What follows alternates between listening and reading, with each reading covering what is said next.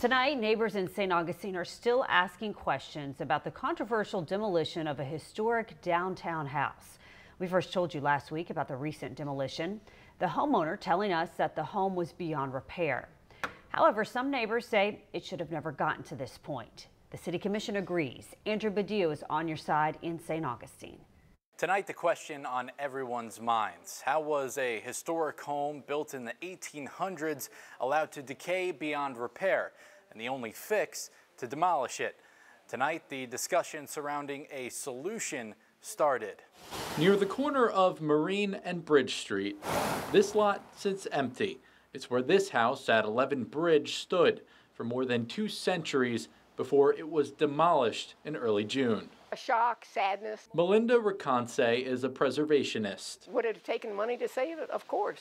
But was it worth saving? Absolutely. The home was purchased in 2016 by Pat Dobosh. She says she wanted to make it her forever home, but says it was beyond repair. There were gaping holes in the floors. The termite damage was so significant over the years. She says she did her best to repair what she could, but eventually sold the property this month.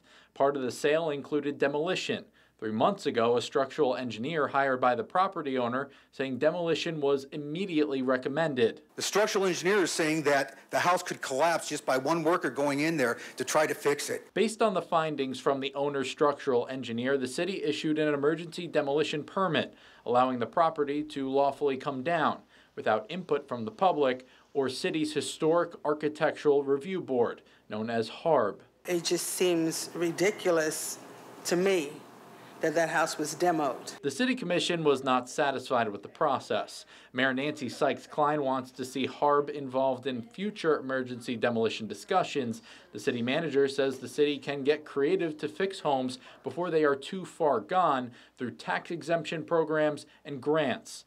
The City Commission says the discussion to find solutions will continue. Preservationists like Reconce and Leslie Keys will be listening.